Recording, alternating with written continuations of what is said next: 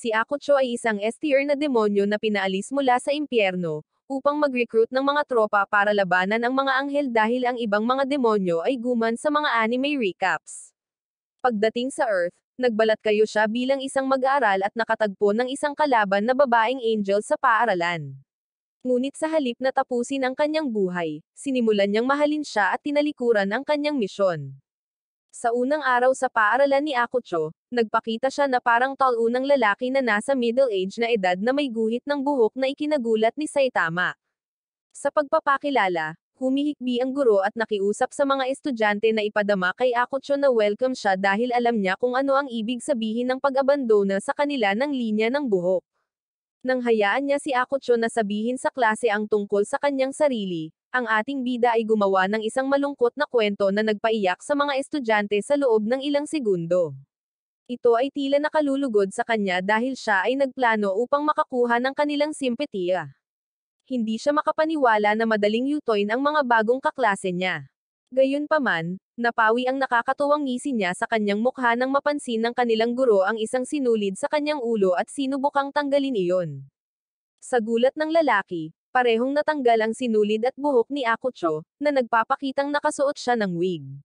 Inis na si Akucho ay nagpapanggap na kabilang sa bokal na kapatiran ngayong siya ay talagang isang alpha male, ang guro ay naghanda upang mabasak ang kanyang mga ngipin.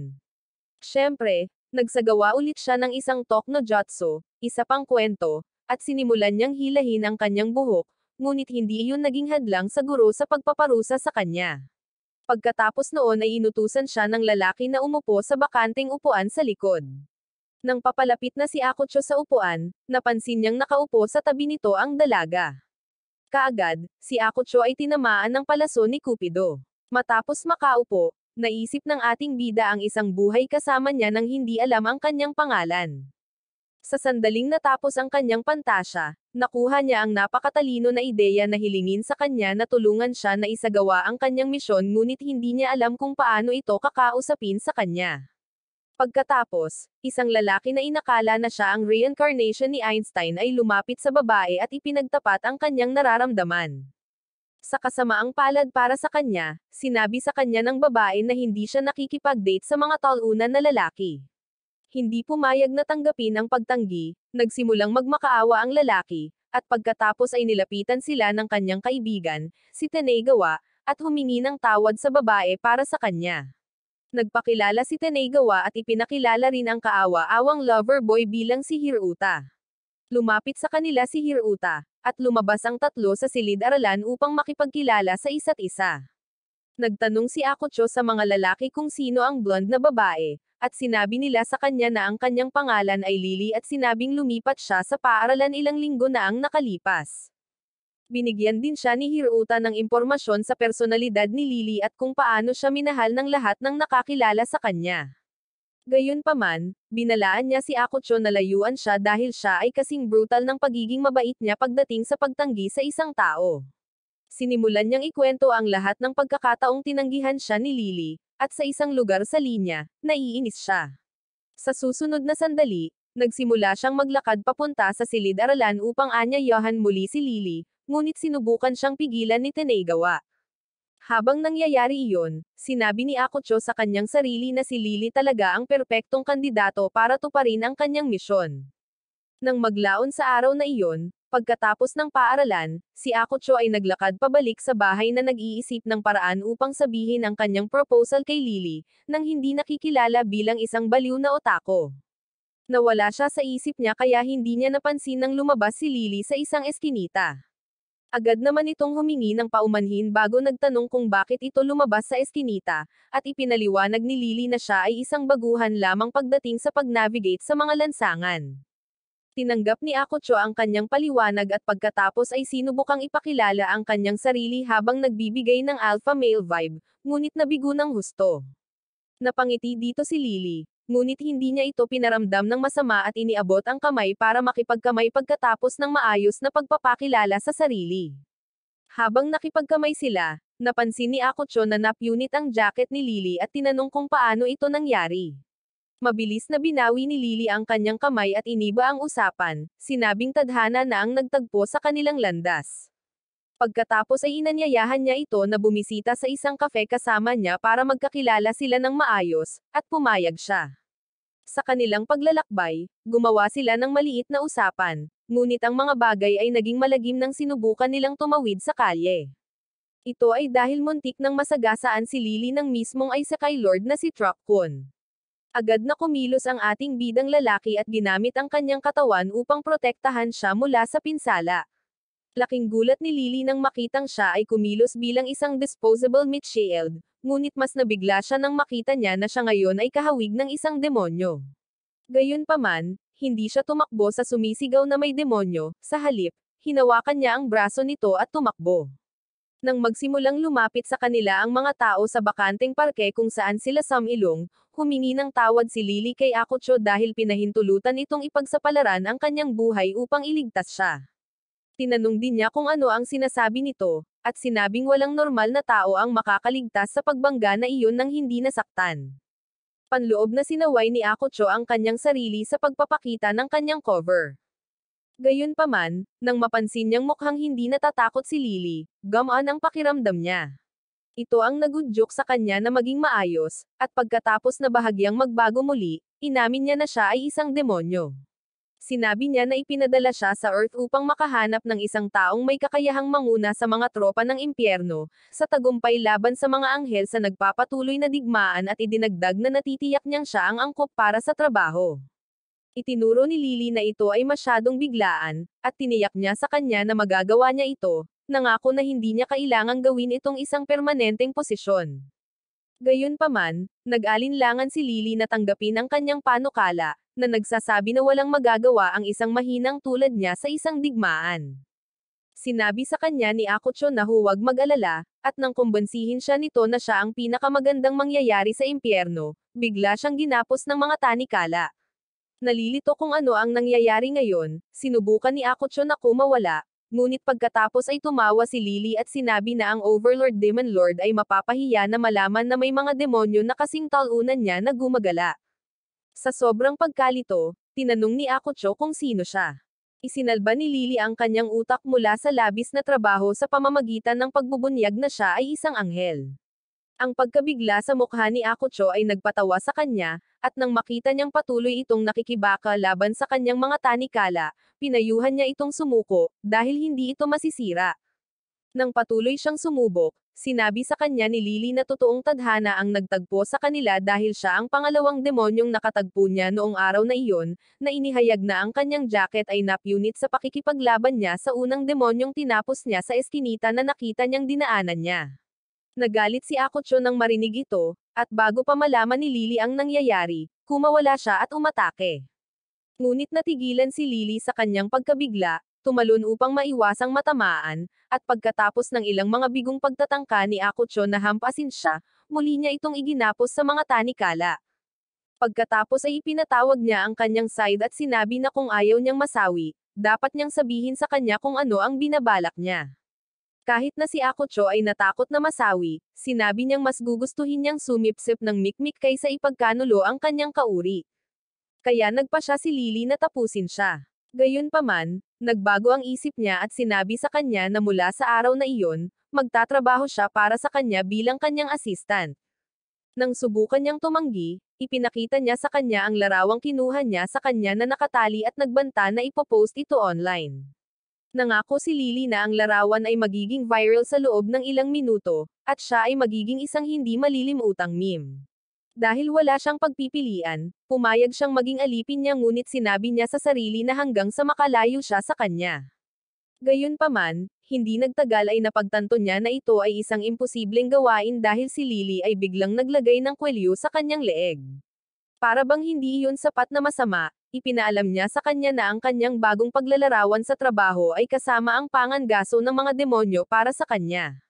Sinabi ni Akutsu na medyo may toyo ang babaeng ito kung naniniwala siyang tutulungan siya nitong manghuli ng kanyang uri. Pagkatapos ay sinubukan niyang tanggalin ang kwelyo nito, ngunit sinabihan siya nito na huwag pagurin ang sarili sa ganoong nakakapagod na gawain dahil siya lang ang makakapagtanggal ng kwelyo. Ipinaliwanag niya na ang kwelyo ay nilikha upang sugpuin ang kapangyarihan ng isang demonyo, at maaaring gamitin bilang isang trakang beacon sakaling subukan niyang mag-alsa. Ipinaalam din niya sa kanya na pinahihintulutan siya ng kwelyo na gawin ang anumang gusto niya sa kanya, at pinatunayan ito sa pamamagitan ng paggalaw ng kanyang mga kamay na parang puppeteer. Ang isa pang bagay ay nakontrolado din niya ang kanyang pagsasalita, at bago niya ito alam, gumagawa siya ng mga bagay na hinding-hindi niya magagawa kung siya ang may kontrol sa kanyang katawan. Pagkatapos, kinausap niya si Lily ng may paggalang at tumakbo pa siya para kumuha ng inumin, na ibinuhos nito sa kanya dahil di pa siya naliligo. Susunod, nagposisyon siya ng napaka-awkward at gumawa ng isang trono na may mga materyales na di alam kung saan nanggaling. Habang nakaupo si Lily sa trono na parang reincarnation ni Reyna Elizabeth, tinanong niya si Akucho kung ano ang gusto nitong gawin niya para sa kanya, dahil medyo bukas palad siya. Nakapagtataka, nakadapa siya at ibinaling ang kanyang mga asset sa kanya, na nagsasabi na parusahan siya nito dahil sa pagiging makulit na lalaki. Ngayon, kahit na sinabi niya ito, hindi niya talaga ito gusto, ngunit dahil siya ay nasa ilalim ng impluwensya ng kapangyarihan ni Lily, patuloy siyang umaarte na parang gusto niyang magpahampas kay Carlos Agassi. Natutuwa si Lily sa kanyang kahilingan dahil inaasahan niyang lihim na kilabot ang mga demonyo. Gayunpaman, hindi siya ganoon, kaya nag-alinlangan siya. Sa susunod na sandali, isang security guard ang nagpakita, at habang tumatakbo siya papunta sa kanila, sumisigaw na ang parke ay hindi lugar para sa mga exhibition na gawain, si Lily ay tumakbo sa mga burol. Sinundan siya ni Akucho, at napatigil lamang sa pagtakbo ang dalawa nang matiyak nilang hindi na sila mahahabol ng lalaki. Nang hindi na sila humihingal or pagod, tinanong ni Lily si Akucho kung handa na ba siyang magtrabaho para sa kanya. Siyempre, sinabi nito sa kanya na hindi at pinilit pa niyang i-exercise siya, ngunit tumanggi si Lily at nagbanta na maglakad-lakad siya habang ang kanyang micro-joystick ay nakaindayog sa gilid-gilid. Alam na tutuperin ni Lily ang kanyang salita, iminungkahi ni Akucho ang isang kasunduan na tiyak niyang mapapanatiling malinis ang kanyang mga kamay. Sinabi niya sa kanya na handa siyang alertuhan siya sa presensya ng kanyang mga kapwa-demonyo, ngunit hindi niya ito tutulungan na saktan sila. Tinanggap ni Lily ang kanyang proposal ngunit nanumpa siya na kung ililigaw siya nito, tatapusin nito ang kanyang miserableng buhay. Nang matapos ang terms and conditions ng partnership nila, nangako si Lily na yayakapin siya sa tuwing gagawin niya ang gawain nito. Nag-alok din siya na bigyan siya ng isa doon, na hindi lamang nagpagulat kay Akucho ngunit nagpaisip sa kanya kung ito ay kasing toyo tulad ng iyong kasintahan. Gayunpaman, sa lalong madaling panahon ay napagtanto niyang ginugulo siya nito, at nang magsimula siyang magreklamo tungkol dito, nagpakita ang security guard, at muli silang tumakas. Nang maglaon, nang bumalik si Akucho sa bahay, napagtanto niya na ang kanyang kwelyo ay nawala at, sa lugar nito, ay isang tato, na nagpaisip sa kanya kung ano ang nangyari. Pagkatapos ay nakatanggap siya ng text message mula kay Lily na nagpapaalam sa kanya na bahagi na ng kanyang katawan ang kwelyo. Dahil dito, napagtanto niya na ang mga tato ay permanente, at naiinis siya dahil ngayon ay hindi na siya magkakaroon ng isang beach or pool episode. Sa pakiramdam ng pagkatalo, sinabi niya sa kanyang sarili na kailangan niyang alisin ang nakakainis na anghel bago ang mga bagay-bagay ay mawalan ng kontrol. Halos kasabay nito, ina-update ni Lily ang kanyang supervisor sa kanyang mga pakikipagsapalaran sa pagpaslang ng demonyo, or pag-exercise ng demonyo. Gayunpaman, pinili niyang iwanan ang bahagi kung saan siya nakipagdeal kay Akucho, dahil nilayon niya na siya ang maging tiket niya para mabawi ang pabor ng langit. Bumalik sa lugar ni Akucho, naalala niya kung paano siya itinalaga sa kanyang misyon ng kanyang supervisor na si Liz. Sinabi sa kanya ni Liz na ang misyon ay mahalaga para sa kaligtasan ng impyerno, at sinabi sa kanya na gumawa ng isang mahusay na trabaho. Ipinakita rin niya sa kanya ang mga larawan na kinuha ng mga anghel at naipost sa online ng mga demonyong nahuli nila. Ang bawat isa ay higit na nakakahiya kaysa sa huli, at nadurog ang puso ni Akucho nang makita kung paano nagdusa ang kanyang mga kauri. Binalaan siya ni Liz na maging mapagbantay, dahil mayroon silang intel na ipinadala ng mga anghel ang kanilang mga ahente sa Earth, at sigurado siyang magiging mabigat ang mga ito para sa kanya. Gayunpaman, nagtiwala siya na sinusuportahan siya ng mga Diyos ng plot at hiniling sa kanya na umasa sa kanila. Si Liz ang gumawa ng plano para makakuha ng simpatiya mula sa mga tao sa pamamagitan ng pagsusuot ni Akucho ng bald wig. Sa kasamaang palad, nabigo ang planong iyon, at ngayon ay natigil siya bilang isang utusan sa kanyang likas na kaaway. Pagkatapos ng maikling recap session na iyon, nagsimulang maghanda si Akucho para matulog, ngunit ang naiisip niya lang ay kung paano niya tatapusin si Lily sa kalaunan. Pagkatapos, natuon ang atensyon niya sa telebisyon, at matapos mapanood ang palabas na nakaon sa loob ng ilang segundo, nakakuha siya ng ideya. Nang sumunod na araw, nagpakita si Akucho sa paaralan na mukhang lumabas siya sa isang shoujo manga. Nang makita siya ni Tenegawa at Hiruta, nagulat sila at nagtanong kung dinalaw ba siya ng fairy godmother noong nakaraang gabi. Siniguro ni Akucho sa kanila na ganoon talaga siya nagigising, ngunit bago pa siya makapagsalita ay dumating na si Lily. Kaya nagpa siya ang ating bida na oras na para isagawa ang kanyang plano. Nagkataon na pagkatapos niyang mapanood ang palabas na iyon, nag-research siya kung paano maging chick magnet para mahulog si Lily sa kanya, at hindi na niya ito magiging errand boy. Gayunpaman, nang pagmasdan niya si Lily, natigilan siya sa katahimikan sa kanyang cute na hitsura at inosenteng mukha. Lumalabas, nanood din siya ng palabas at kahit papaano ay nakaisip ng parehong ideya na mayroon si Akucho. Sa kalaunan, napagtanto ng dalawang ito na sila ay nagbahagi ng parehong mga selula ng utak bilang isang kulay kahel na pusa at nagkaroon sila ng parehong ideya. Gayunpaman, lalo lamang nitong pinasigla ang kanilang agenda. Nang maglaon sa klase, nahihiya si Lily nang hawakan ng kamay ni Akucho ang kamay niya pagkatapos niyang ibalik ang kanyang eraser. Dahil dito, nawala sa isip si Akucho ng ilang segundo, ngunit gumanti siya sa pamamagitan ng pagtapik sa ulo nito, na nagpapantay sa larangan ng dalawa. Pagkatapos ng klase, hiniling ng kanilang guro kay Lily na kumuha ng ilang papel sa faculty room, ngunit nilapitan niya si Akucho at nakiusap na tulungan siyang buhatin ang mga iyon. Ginampanan niya ang papel ng isang mahinang babae kaya halos matalo si Akucho sa labanan. Gayunpaman, binaligtad ni Akucho ang sitwasyon sa pamamagitan ng paglalaro ng bahagi ng isang malakas at mapagmalasakit na lalaki. Sa natitirang bahagi ng araw, sinubukan ng bawat isa na itaas ang isa sa kanilang hitsura at kilos, ngunit palaging pareho ang kinalabasan. Ang pangwakas ay nang sinadyang madapa si Lily at mahulog sa ibabaw ni Akucho, na nasalo siya sa isang puppy dog look na magpapatunaw sa puso ng sinuman. Siguradong sigurado si Lily na siya ang mananalo, ngunit panandalian lang ang kanyang tagumpay dahil pinaghiwalay sila ng guro at pinagalitan sila dahil sa pakikipaglandian sa klase. Sa huli, tahimik na nagkasundo ang dalawa na magpatawag ng kapayapaan, kahit na panandalian lang. Makalipas ang ilang araw, nagplano sina Lily at Akucho na makipagkita at manghuli ng mga demonyo.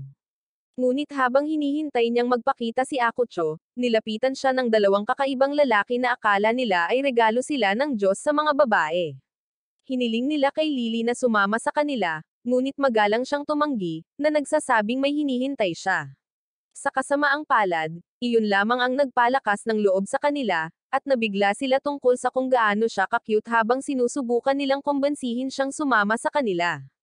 Biglang nagsalita si Akucho, na nakatayo sa likod ng tatlo na hindi alam kung gaano katagal. Siya ay kumilos ng cool at sinabihan ang mga lalaki na itigil ang pang-aabuso kay Lily, dahil hindi siya papatol sa mga NPC lang na lalaki. Nagsasalita pa siya nang hampasin siya ng figure ng naiinis na si Lily sa ulo dahil sa pagdating niya ng late. Kaagad, nagtakbuhan ang mga desperado na lalaki, sa takot na gawin niya ang parehong bagay sa kanila. Makalipas ang ilang minuto, habang nagsimulang maglakad sina Lily at Akucho, nagreklamo si Akucho kung paano sumakit ang kanyang ulo dahil sa kanyang ginawa. Walang pakialam si Lily at sinabing umaasa siyang ang hampas ay nagbigay sa kanyang utak ng ganap na factory reset. Pagkatapos, napansin niyang maganda ang suot nito, at nang nanatili itong nakatitig sa kanya, hiniling ni Lily na itigil na niya ang pagtingin sa kanya na parang gusto niyang palawakin ang kanyang domain. Tiniyak sa kanya ni Akucho na hindi siya mahilig sa plotless, halos hinamon niya si Lily at ipinaliwanag niya na inisip lang niya na sobrang cute ito noong araw na sinubukan niya itong mahulog sa kanya. Dahil sa kahihiyan, sinabihan siya ni Lily na huwag nang magsalita patungkol sa araw na iyon at nagbanta na sisirain ang kanyang buhay panlipunan, sa pamamagitan ng pagpapakilos sa kanya ng mapagmahal sa kanilang guro sa panahon ng pagpupulong kung gagawin niya ito. Siyempre, naniwala si Akucho sa kanya at lumuhad sa kanyang mga tuhod na nagmamakaawa sa kanya na magpakita ng awa, dahilan upang kunan ng litrato ng mga nasa paligid ang kanyang kalunos-lunos na pag-uugali. Tila natuwa si Lily dito at sinabi sa kanya na oras na para magsimula silang manghuli. Habang nagsimula siyang maglakad palayo, nanalangin si Akutsu na hindi sila makatagpo ng anumang mga demonyo dahil ayaw niyang maging taksil sa kanyang mga uri. Nang maabyutan niya ito, tinanong niya kung saan niya gustong pumunta muna, at itinuro niya ang isang poster na nagbabala sa mga tao sa mga ligaw na aso sa lugar. Ipinaliwanag niya na may mga ulat tungkol sa mga asong gala na umaatake sa mga babae, at maaari niyang itaya ang lahat ng pagkain niya na ito ay gawa ng isang demonyong uri ng hayop. Tinanong ni Akutsu kung paano niya mahahanap ang demonyo, at sinabi niyang bibisitahin nila ang lahat ng lugar kung saan ginawa ang mga ulat. Pagkatapos ay tinanong niya kung gaano kalapit ang isang demonyo para maramdaman niya ito, at sinabi ni Akutsu na maaari niyang maramdaman ang mas mahihinang mga demonyo kung malapit sila. Gayunpaman, mahihirapan siyang maramdaman ang mga katulad ng mga Uppermon dahil natatakpan nila ang kanilang mga kapangyarihan.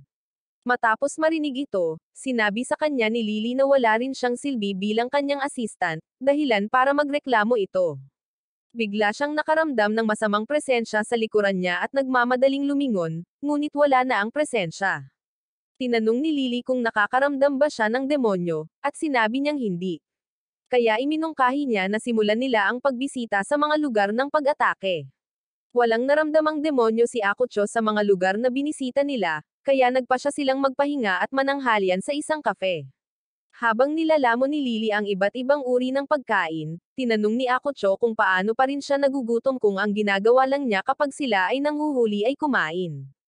Sumagot si Lily na kailangan niya ang lahat ng lakas na makukuha niya sa pangangaso. Kaya sinabi niya sa kanya na kung patuloy siyang kumakain na parang baboy, ang tanging bagay na kakailanganin niya ng enerhiya ay ang gym. Sa galit sa kanyang banayad na paraan ng pagtawag sa kanya ng mataba, sinubukan siyang sakalin ni Lily ngunit natigil ito nang maramdaman niya ang parehong masamang presensya na naramdaman ni Akutsu kanina. Sa pagsasalita tungkol kay Akutsu, naramdaman din niya ang presensya, at habang sinusubukan nilang alamin kung sino ito, nakita nila ang umiiyak na si Hiruta na nakauntog ang ulo sa salamin na bintana. Dahil walang pagpipilian, inimbitahan nila ang lalaki sa loob na umupo sa kanila at ipinaliwanag na inililibot ni Lily si Akutsu sa lungsod. Humingi ng paumanhin si Hiruta sa maling pagbasa sa sitwasyon at inamin niya na noong nakita niya sila kanina, akala niya ay may date sila. Ang kanyang berdeng klo na halimaw ay kumakalas palabas. Napagtanto nito si Akutsu na ang presensyang naramdaman niya kanina ay ang pagseselos nito, kaya tinanong niya si Hiruta kung bakit hindi na lang siya lumapit sa kanila kanina. Ipinaliwanag ni Hiruta na kasama niya ang isang kaibigan, at ilang minuto lang siyang pumuslit para kumustahin ang mga ito bago siya makapagdahilan na bumalik sa kanyang kaibigan. Lumapit ang isang babae sa kanilang mesa at sinimulang pag-alitan si Hiruta sa pag-iwan sa kanya. Humingi ng tawad si Hiruta at nagpasya na ipakilala siya kina Akutsu at Lily, ngunit sa hindi malamang dahilan, naging masungit ang babae kay Lily. Tinawag niya siyang talunan dahil sa laki niya, at kahit nanay na si Lily, nanatili siyang kalmado. Para kay Akutsu, itinuring siya ng babae na parang isang hamak na background character, na hindi niya alintana. Tinanong ni Lily si Hiruta kung sino ang wannabe na babae na ito, at ipinakilala siya ni Hiruta bilang si Yoka, ang kanyang childhood friend. Gayunpaman, iginiit ni Yoka na siya ang kanyang kasintahan, na ikinagulat ni Hiruta dahil hindi niya ito kailanman itinuring na kahit ano maliban sa isang kapatid. Nakita ni Lily ang pagkakataong ito bilang pagkakataon niyang makaganti kay Yoka, kaya matamis niyang tinanong si Hiruta kung bakit 5 beses na itong umamin sa kanya gayong may girlfriend na ito. Kaagad, isang galit na si Yoka ang nagtanong kung totoo ang sinabi ni Lily at sinimulang hilahin si Hiruta palabas ng kafe sa pamamagitan ng kanyang tainga. Sinabi ni Akutsu kay Lily na hindi niya kailangang gawin ang kanyang ginawa, ngunit sinabi ni Lily na karapat-dapat si Yoka doon para sa pagiging isang spoiled brat. Pagkatapos ay sinabi niya sa kanya na tapos na sila sa pangangaso para sa araw na iyon, at inutusan siyang makipag-ugnayan sa kanya kung nakakaramdam siya ng anumang mga demonyo. Sa sandaling lumayo siya, isang madilim na anino ang nagpakita sa tabi ni Akutsu, ngunit agad itong nawala, at hindi niya ito nakita. Kinabukasan, nagising si Akutsu mula sa isang panaginip kung saan sila ni Lily ay nakipaglaban at nag-exercise ng demonyo. Napakatotoo ng panaginip kaya napabuntong hininga si Akutsu nang mapagtanto niyang isa itong masamang panaginip. Kinalaunan sa araw na iyon sa paaralan, nilapitan ni Yoko si Lily at humingi ng tawad sa paraan ng pakikitungo nito sa kanya sa kafe. Tiniyak sa kanya ni Lily na hindi siya galit sa kanya, ngunit si Akucho, na nanunood sa kanilang pakikipag-ugnayan, ay maaaring sabihin na ang mga babae ay nagpapanggap ng kanilang kabutihan sa isa't isa. Pagkaalis ni Yoka, nagreklamo si Lily tungkol sa mga banayad na salita na ibinato ni Yoko sa kanyang height. Sa oras ng pahinga ng klase, nagpunta si Akucho sa rooftop, at ang kanyang isip ay patuloy na bumabalik sa kanyang panaginip, na nagpaisip sa kanya kung ang kanyang pakikitungo kay Lily ay mas makakasama sa kanya kaysa sa mabuti. Hindi nagtagal ay naputol ang kanyang pag-iisip ni Tenegawa at Hiruta, na nagtanong kung bakit siya nagmumakmak dito. Hindi alam ni Akucho kung paano ipapaliwanag na ang kanyang problema ay may kinalaman kay Lily, kaya sa halip, sinabi niya sa kanila na marami na siyang napanaginipan tungkol sa isang babae na kilala niya. Nagulat, sinabi ng mga lalaki na talagang mahal niya ang babae kung patuloy itong nagpapakita sa kanyang mga panaginip, ngunit itinanggi ito ni Akucho. Napatawa sila nito, at pagkatapos siyang kulitin dahil sa panaginip tungkol sa isang napakaganda na babae, sinabi ni Hiruta na sigurado siyang si Akucho ang gusto ni Lily. Nagulat si Akucho at tinanong si Hiruta kung hindi siya maaabala kung talagang may nararamdaman siya para kay Lily, at sinabi sa kanya ni Hiruta na hindi. Sinabi niya na ang lahat ay patas sa pag-ibig at digmaan, ngunit sinabi kay Akucho na hindi niya ito mabibigyan ng payo sa pakikipag-date, dahil hindi pa siya nakipagrelasyon. Pagkatapos ay sinabi ni Akucho na naniniwala siya na si Hiruta ay isang master pagdating sa mga relasyon, dahil alam niya kung gaano kadalas niya nilalapitan ang mga babae, kahit na ang kanyang raise game ay mas mababa kaysa sa isang E-rank. Sinabi sa kanya ni Hiruta na matagal na niyang nakasesyon ang isang babae kung hindi ginawa ni Yoka ang kanyang buhay na gawain na harangan siya sa bawat pagkakataon. Dahil dito, iminumungkahi ni Akucho na makipag-date si Hiruta kay Yoka, ngunit ang ideya ay nagpatigil sa lalaki. Pagkatapos, nakatanggap si Akucho ng text mula kay Lily na nagpapaalam sa kanya na pupunta sila sa pangangaso ng demonyo mamaya. Nag-text back siya na hindi siya makakapunta dahil masakit ang tiyan niya, kaya nagpa siya siyang pumuntang mag-isa. Pagkalipas ng 2 oras, umupo siya sa bench, pagod sa lahat ng paghahanap na ginawa niya. Habang nakaupo siya roon, nagpakita si Yoka at nagsimulang makipag-usap sa kanya bago niyaya siyang gugulin ang natitirang araw kasama niya. Naramdaman ni Lily na medyo kainahinala para kay Yoka ang pag-imbita sa kanya, ngunit pumayag siyang magpalipis ng araw na kasama niya dahil gusto niyang maiwasan ang gulo sa mga tao. Dinala muna ni Yoka si Lily na mamili ng mga damit, at pinagtawanan siya pagkatapos niyang subukan ang isang outfit na 2 sukat na masyadong malaki para sa kanyang maliit na tangkad. Siyempre, naghiganti si Lily nang hindi direktang tinawag niya si Yoka na chubby sa pamamagitan ng pagmumungkahi na subukan niya ang isang damit na gugulin ng isang malaking ina.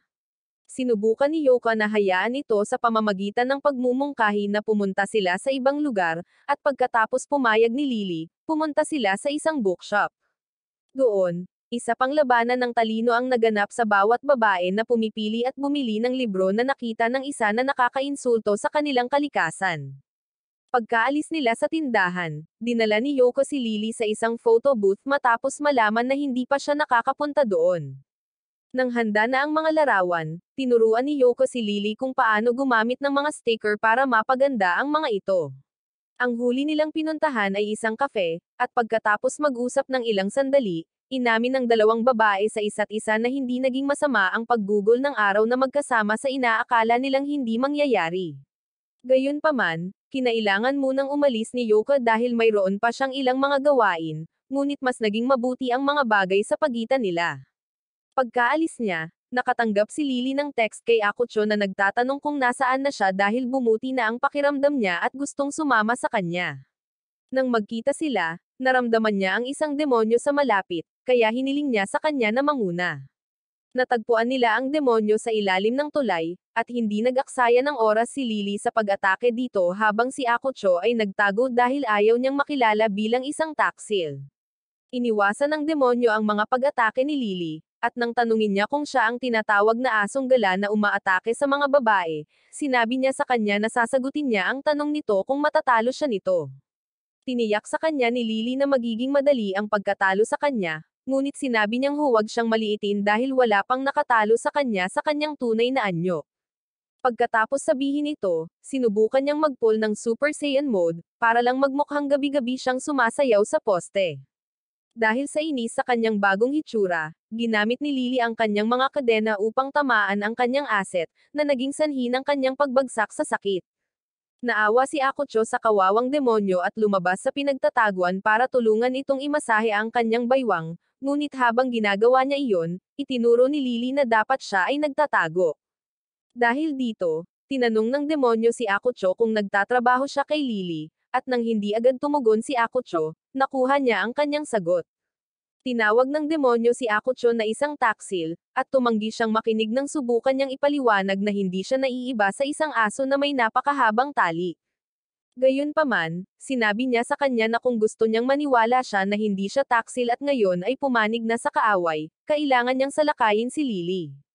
Siyempre, hindi iyon magagawa ni Akucho, at nang sabihin niya ito sa demonyo, inutusan siya ni Lily na tumahimik at maging isang mabuting alipin. Muli niyang nilapitan ang demonyo, ngunit bago sila magsimulang makipaglaban, si Akucho ay nakaisip ng isang walang katotohanan, ganap na mula sa out of this world na mungkahi. Tulad ng ilang mga coach, sinabi niya sa kanila na ang tanging paraan upang maputol ang kanilang mga pagkakaiba ay sa pamamagitan ng pag-ibig. Gaya ng inaasahan, hindi nila siya pinansin at nagsimulang mag-away, ngunit habang ginagawa nila iyon, pinag-usapan nila kung gaano kawalang isip si Akucho sa paggawa ng ganoong mungkahi. Hindi isinasapuso ni Akucho ang masasakit nilang mga salita at sinabi sa kanila na tutulungan niya silang makita na tama siya. Sa susunod na sandali, ang bida na ito ay pinunit ang kanyang mga damit upang ipakita na siya ay may kaparehong nakakahiyang spandex gaya ng demonyo at nagsimulang kumanta ng synth another tungkol sa pag-ibig. Nang matapos siya, inihagis niya ang kanyang mic kay Lily, humiling sa kanya na bigyan ito ng isang shot, na nagpaisip sa demonyo kung ano ang nangyayari na tila nagiging rap battle ito. Nagulat siya nang kunin ni Lily ang mic at sinimulang mag-rap at aidas si Akucho. Nang matapos niyang sabihin ang mga bara, ibinalik niya ang mic, at tumugon si Akucho sa kanyang diss. Ang impromptu low-budget rap battle na ito ay nagpatuloy hanggang sa nakiusap ang demonyo kay Akucho na ihinto ang pagsisikap na maging katulad ni Looney dahil kahit anong pilit niya, hindi siya magiging katulad nito. Nagpasalamat siya kay Akucho sa pagsisikap na iligtas ang kanyang buhay, ngunit sinabi niyang hindi siya tatayo at manunood habang pinapahiya niya ang kanyang sarili. Pagkatapos ng mahabang sesyon ng pag-iyak sa pagitan ng demonyo at Akucho, ang demonyo ay sumuko kay Lily, ngunit hiniling niya sa kanya na ipaliwanag kung bakit niya inatake ang lahat ng mga babaeng iyon bago siya i-exercise. Sinabi sa kanya ng demonyo na nagsimula ang lahat nang makita niya ang isang billboard na nag-a-advertise ng shapewear, at mula noong araw na iyon, na humaling siya sa pag-alam kung sino suot ito ng mga babae. Sa madaling salita, hinabol niya ang mga babae para makita niya kung ano ang nasa ilalim ng kanilang mga palda, at iyon ang ikinaiinis ni Lily. Pagkatapos ay ipinahayag niya na palalayain niya siya mula sa kanyang mga kasalanan, at nang simulan niya ang pag-exercise sa kanya, pinasalamatan ng demonyo si Akucho sa pagiging unang taong nagmalasakit sa kanya. Sa sandaling natapos ni Lily ang kanyang trabaho, nagulat si Akucho nang makita si Lily na kumukuha ng mga larawan ng tuta na nakatayo sa lugar kung saan naroon ang demonyo. Makalipas ang ilang minuto, may dumating na babae para kunin ang tuta at nagpasalamat kay Lily sa paghahanap nito. Pagkatapos niyang magmaneho paalis, tinanong ni Akucho si Lily tungkol sa kanyang nasaksihan, at ipinaliwanag niya na ang tuta ay ang demonyo. Gayunpaman, nang sabihin niyang in-exercise niya ito, tinatakpan lamang niya ang kanyang masasamang pag-iisip at ang kanyang mga kapangyarihan. Nanumpa siya na hindi niya binawian ng buhay ang sinumang demonyo na kanyang hinuhuli, at ipinaliwanag niya na ang pakikipaglaban niya sa demonyo kanina ay bluff lamang. Nahirapan itong paniwalaan ni Akucho at tinanong niya ang tungkol sa demonyong pinagyayabang niyang tinapos niya noong araw na nagkita sila. Pinakita niya ang picture niya kasama ang isa pang tuta na sinasabi niyang demonyong binanggit niya. Habang nagsimula siyang maglakad palayo, iniisip ni Akucho kung mali ba ang lahat ng itinuro sa kanya tungkol sa pagiging malupit ng mga anghel, dahil si Lily ay mabait at mapagmalasakit. Nang aminin niya ito kay Lily, kinulit siya nito at inalok na bihan ito ng pagkain, kahit na lihim siyang nagagalak sa mga mabubuting sinabi nito tungkol sa kanya. Pagkalipas ng ilang araw, si Akucho ay nagkaroon ng panibagong panaginip na nagtatampok kay Lily, at sa isang ito, halos ikis niya ito. Sa kasamaang palad, hindi nangyari ang kiss dahil hinayla siya palabas ng dreamland ng kanyang guro, na kumatok sa kanya dahil nakatulog siya sa klase. Matapos lumayo ang lalaki, sinubukan ni Akucho na unawain kung bakit niya napanaginipan si Lily nitong mga nakaraang araw, at nang sumagi sa isip niya ang pag-iisip na may nararamdaman siya para dito, mabilis niya itong isinantabi. Noong gabing iyon, nakatanggap siya ng sorpresang pagbisita mula kay Liz, na nagsabing ipinaalam nito sa kanya sa pamamagitan ng email na dadaan siya upang maghatid ng isang bagay sa kanya. Tinanong ni Akucho kung ano ang napakahalaga na kailangan niyang ihatid ito, at sinabi niya na ito ang kanyang bagong uniforme. Gayunpaman, mayroon lamang siyang pangbabae na suot niya at nangakong ipapadala sa kanya ang panglalaki sa lalong madaling panahon. Dahil dito, sinabi ni Akucho na binili niya ang uniforme ng babae para may reenact niya ang paborito niyang rated na pelikula habang suot ito. Hindi pinansin ni Liz ang kanyang walang modo na pananalita tungkol sa kanyang kultural na pagnanais at tinanong kung kamusta ang kanyang misyon. Inamin ni Akucho na ang mga bagay ay hindi maayos dahil ang kandidatong nasa isip niya ay isang medyo kakaibang babae. Tinanggap ni Liz ang kanyang paliwanag at nangakong gagawin niya ang lahat para suportahan siya sa anumang paraan dahil nauubos na ang oras. Pagkatapos ay ipinaalam niya sa kanya na siya ay nagpapalipas ng gabi sa kanyang lugar dahil siya ay mahirap at hindi kayang bumili ng isang silid sa hotel. Sinubukan ni Akucho na magprotesta, ngunit pinatahimik niya siya at tumungo sa banyo upang magpalit ng damit, na iniwan ang kanyang maruming isip na gumala. Nang lumabas siya sa banyo na nakasuot ng pantulog, sinabi ni Akucho sa kanyang sarili na sa wakas ay magtatapos na siya mula pagkabata hanggang pagkalalaki. Sa kasamaang palad, ang lahat ng pag-asa ng sesyon noong gabing iyon ay naudlot ng hilahin ni Liz ang kanyang pantulog at binalot ang sarili dito. Nang sumunod na araw, sinabi ni Liz kay Akucho na lalabas sila para gumawa ng ilang espesyal na pagsasanay ngunit hindi sinabi sa kanya kung tungkol saan ang pagsasanay. Hanggang sa ginawa niya itong lapitan, at kausapin ang ilang babae na napagtanto niyang sinasanay siya nito na i-unlock ang ultimate raise na iyon na para mas mapalapit siya sa mga babae.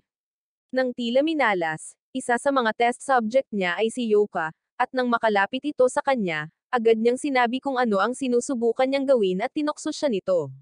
Sinubukan itong tanggihan ni Akucho, ngunit hindi siya naniwala sa kanya at sinabing ang mga talunan lamang na tulad niya ang mag-iisip na kunin ang mga babae sa piitan, ibig kong sabihin sa kalye. Pagkatapos ay sinabi niya sa kanya na papayag siya sa isang date basta babayaran niya ang lahat, at pumayag si Akucho na pumunta. Sa bar na pinili ni Yoka, tinanong niya si Akucho kung may crush siya kay Lily, dahilan para pumulandet ito ng juice mula sa kanyang tenga at hindi ang kanyang ilong tulad ng isang normal na tao. Nang naka-recover siya, itinanggi niyang may nararamdaman siya para kay Lily, ngunit hindi siya pinaniwalaan ni Yoka at itinuro niya na sila ni Lily ay parang dalawang gisantes sa isang pod. Ang pahayag na ito ay nagtanong kay Liz, na nakikinig sa pag-uusap sa pamamagitan ng earpiece ni Akucho, kung sino si Lily. Hindi siya pinansin ni Akucho at sinubukang alisin ang pag-uusap mula sa kanyang nararamdaman, sa pamamagitan ng pagtatanong kay Yoka kung ano ang nararamdaman niya para kay Hiruta. Inamin ni Yoka na gusto niya si Hiruta, ngunit masyadong dense at torpe ang lalaki para malaman ito, at hindi palaging ang childhood friends ay nagiging magkasintahan. Pinayuhan siya ni Akucho na huwag sumuko, at pinasalamatan siya ni Yoka para sa kanyang payo, na sinasabi na gagawin niya ang lahat para makuha ang gusto niya. Nang huminto ang kanilang pag-uusap, iminungkahi ni Liz na aanyayahan ni Akucho si Yoka na mamasyal, ngunit tumanggi siya, at sinabing huli na para sa paglalakad. Sinabi sa kanya ni Liz na kung hindi niya gagawin ang hinihiling nito, bibigyan siya nito ng masamang marka sa kanyang pagsusuri, kaya napilitan siyang i-extend ang imbitasyong iyon.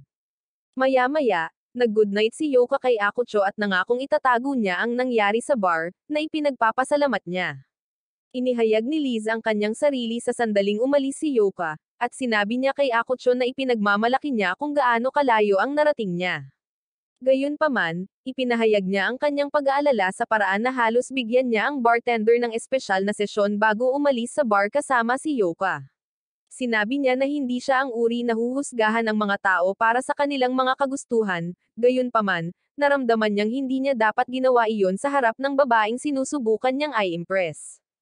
Nakaramdam ng hiya si Akucho, ngunit hindi niya alam kung paano ipapaliwanag kay Liz na ganoon ang ginawa niya dahil sa kanyang tato, na hindi sinasadyang na-activate ni Lily kanina. Habang naglalakad si Akucho pauwi, sinabi niya sa kanyang sarili na pagkatapos ng date na mayroon siya, mas nakakaramdam siya ng kumpiyansa sa kanyang tumataas na kakayahan at oras na para gamitin ang mga ito kay Lily.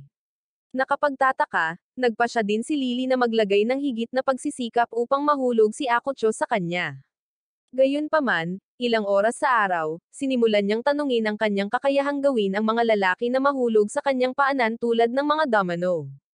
Ito ay dahil hindi nag-react si Akucho sa kanya, at nang sinubukan niyang magpuwersa ng reaksyon sa pamamagitan ng pagbabanta na i-activate ang kanyang kwelyo, kinutya siya nito, nainas na ang walang silbing demonyong hamak ang nangunguna. Nagpa siya siyang baguhin ang mga taktika at magpatuloy sa opens iba. Sa kasamaang palad, lahat ng kanyang ginawa ay nag-backfired, kaya bilang isang huling paraan, sinubukan niyang sumugod sa kanya sa hagdan. Inaasahan ito ni Akucho, kaya sa halip na mapuno ang mukha ng mga rice cake tulad ng inaasahan ni Lily, inabot niya ito sa hangin at, gamit ang kanyang pinakamahusay na alpha male impression, tinanong niya kung nasaktan niya ang kanyang sarili. Nahihiya, sinubukan ni Lily na umalis, ngunit si Akucho ay nasa buong Riz mode, kaya pinigilan niya ito, sinabing kailangan niya itong dalhin sa opisina ng nurse upang matiyak na hindi siya nasaktan. Ilang sandali pa, sumama muli si Lily kay Akucho sa labas ng opisina ng nurse, at pagkatapos na tiyakin sa kanya na ayos lang siya, umupo siya sa tabi niya. Pagkatapos ay pinili ni Akucho ang sandaling iyon na uminom ng tubig, at sa ilang kadahilanan, nahirapan si Lily na umiwas sa kanya. Nang mapansin niya ang kanyang pagtitig, tinanong niya kung gusto niya ng tubig at inalok na kumuha siya ng isa pang bote, ngunit tumanggi siya. Sa gulat niya, dinampot ni Lily ang bote nito na para bang iinom ito, ngunit sa halip na gawin iyon, tiningnan niya ito sa mata at sinabing ang pag-inom sa parehong bote kung saan siya uminom ay maituturing na hindi direktang kiss. Dahil dito ay namula si Akucho, ngunit kahit na sinubukan niyang itago ito sa pamamagitan ng pag-iwas, napansin ito ni Lily at ipinagmamalaki niya ang kanyang sarili. Gayunpaman, minamaliit niya ang kakayahan ni Akucho na makabawi ng mabilis mula sa kanyang panunukso, at nahuli niya ito sa pamamagitan ng nahihiyang paghiling sa kanya na huwag magsalita ng mga bagay na nakapagpa-excite sa kanya. Humingi ng tawad si Lily at nagsimulang sumama ang loob hanggang sa napansin niya si Akucho na nakangisi at napagtantong pinaglaruan siya nito. Dahil sa inis ay nagpa siya siyang bawiin ito, kaya itinapon niya ang bote sa hangin at ginamit ang kanyang mga tanikala para putulin ito sa kalahati, dahilan para bumuhos ang tubig sa buong katawan niya. Pagkatapos nito, gumawa si Lily ng isang mapanuksong pose, umaasang makakuha ng reaksyon, ngunit ang nakuha lang niya ay isang jacket na nakatakip sa kanya.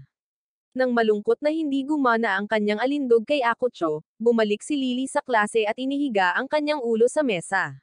Natagpuan siya ni Yoka na ganoon at tinanong kung ano ang problema, kaya sumagot si Lily sa pamamagitan ng pagtatanong kung alam niya kung paano makuha ang puso ng isang lalaki. Sinabi naman ni Yoka na alam niya at mabilis na nag-search sa phone niya bago ito ipinakita kay Lily. Pagkatapos ng klase, sinundan ni Akucho si Lily gaya ng dati dahil bagay na sa kanila ang manghuli ng mga demonyo pagkatapos ng klase. Gayunpaman, sa pagkakataong ito, sinabi sa kanya ni Lily na hindi sila mangangaso. Sinabi niya na gusto niyang gantimpalaan siya para sa lahat ng pagsisikap na ginawa niya sa kanilang mga pangangaso, at inimbitahan siya sa kanyang lugar upang mangolekta ng gantimpala. Natitiyak ni Akucho na may binabalak ang babae na anghel, ngunit laban sa kanyang mas mabuting paghatol, pumayag siyang pumunta sa kanyang lugar. Pagdating nila sa kanyang lugar, nagulat si Akucho nang makitang mas moderno ito at mas mahusay kaysa sa shoebox na tinitirhan niya, kaya napagtanto niya na ang mga anghel ay mayayaman. Pagkatapos nilang pumasok sa loob, lumipat si Lily sa wife mode, at nang makita siya ni Akucho sa kanyang apron at salamin, agad na inakala ng ating bida na apron lang ang suot niya.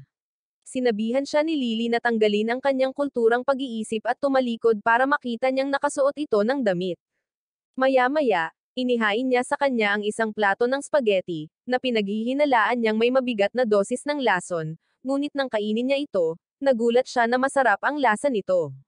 Ipinagmamalaki ni Lily na nakakuha siya ng mga aralin sa pagluluto mula sa pinakamahusay na chef sa East Blue, kaya syempre, ang kanyang mga pagkain ay top-notch. Habang kumakain sila, sinabihan ni Akacho si Lily na ang paborito niyang kainin ay bell peppers, dahilan para matawa siya sa katotohanang itinuturing niya itong pagkain. Pagkatapos nilang kumain, nag-propose si Lily na manood sila ng isang pelikula at iginiit na ito ay isang romantikong isa dahil ang napili ni Akucho ay maraming mga bugs sa loob nito. Habang pinapanood nila ito, nakita ni Akucho ang sarili na naakit sa matinding tingin ni Lily habang nakatitig sa telebisyon. Lalong tumindi ang mga pangyayari nang magkaroon ng kissing scene, at nasumpungan niya ang kanyang sarili na may pananabik na nakatitig sa mga labi nito hanggang sa sinira ni Lily ang sandali sa pagsasabing kukuha pa siya ng inumin. Pagkatayo niya ay nauntog niya ang kanyang tuhod sa mesa, ngunit umaktong ayos lang siya at nagpatuloy sa paglalakad. Napansin ito ni Akucho at sinubukan siyang pigilan sa pamamagitan ng paghila sa kanya pabalik, ngunit humantong ito sa kaunting pagpupumiglas hanggang pareho silang nahulog sa sahig. Humingi ng paumanhin si Akucho, ngunit nang subukan niyang umiwas ng tingin, napagtanto niya na bawat bit ng tingin kay Lily ay ang charming na babae na nakita niya sa kanyang hindi mabilang na panaginip. Sa sandaling iyon, tumigil siya sa pag-iisip gamit ang kanyang utak at pinahintulutan ang kanyang maliit na joystick na sakupin ang kuweba. Kaya naman, hindi niya namalayan na nakasandal na pala siya para ikis siya hanggang sa tumunog ang alarm ni Lily, na nagpabalik agad sa kanyang katinoan. Nagulat ang dalawa, at pagkatapos off ni Lily ang alarm, ang realidad ng halos nangyari ay tumama sa kanya na parang isang bullet train. Nagsimulang mag-overheat ang utak niya, at nang wala siyang masabi, sinabi sa kanya ni Akucho na uuwi na siya. Di nagtagal pagkaalis niya, tinawagan niya ang kanyang supervisor at inihatid ang kanyang pang-araw-araw na ulat tungkol sa kanyang misyon. Gayunpaman, nang matapos siya, hindi niya maiwasang isipin ang halos isang kiss at kung ano ang naramdaman nito, hindi niya alam na ganoon din ang ginagawa ni Akucho habang naglalakad siya pauwi. Maniwala ka man or hindi, ang dalawang bida na ito ay dumating sa parehong conclusion, na kung saan ay nahulog sila sa isa't isa sa kanilang pinalawig na laro ng pusa at daga. Dahil dito, naging mahirap para kay Lily na makatulog ng gabing iyon, at bilang resulta, inaantok siya sa klase kinabukasan. Habang natutulog siya, napanaginipan niyang nasa isang dating simulation game siya kasama si Akucho, at bawat desisyon na ginawa niya ay nakakaapekto sa kanyang pag-uugali at hitsura. Lingid sa kanyang kaalaman, sa totoong mundo, napansin ni Akucho na nakatulog siya at sinubukang tingnan kung mukha siyang anghel habang natutulog. Maikling sagot, hindi ganoon ang kaso. Sa paraan ng pag-ikot ng kanyang mga mata sa likod ng kanyang ulo, sigurado siyang gagawa siya ng isang mahusay na karagdagan sa cast ng Exorcist. Bumalik sa Dreamland, nakaupo si Lily sa isang bench at nagkaroon ng mini freakout session nang magpakita sa kanyang harapan ang peking Akucho bilang isang lumulutang na itaas na katawan. Sa kalaunan, pinagtagpi niya siya, hindi tulad ni Buggy, at habang nakaupo siya sa tabi niya sa bench, sinubukan niyang kumilos na parang hindi siya apektado ng presensya nito. Hindi iyon umubra dahil inilagay ng peking Akucho ang kanyang kamay sa kanyang mukha, at inamin na mas mahal siya nito kaysa kay Dingdong kay Marian. Pagkatapos ay hiniling niya sa kanya na ipikit ang kanyang mga mata, na ikinagulat niya, ngunit sa huli, huminahon siya at nagpa siya na piliin ang opsyon na humiling sa kanya na ipikit ang kanyang mga mata, na umaasang haantong ito sa isang kiss.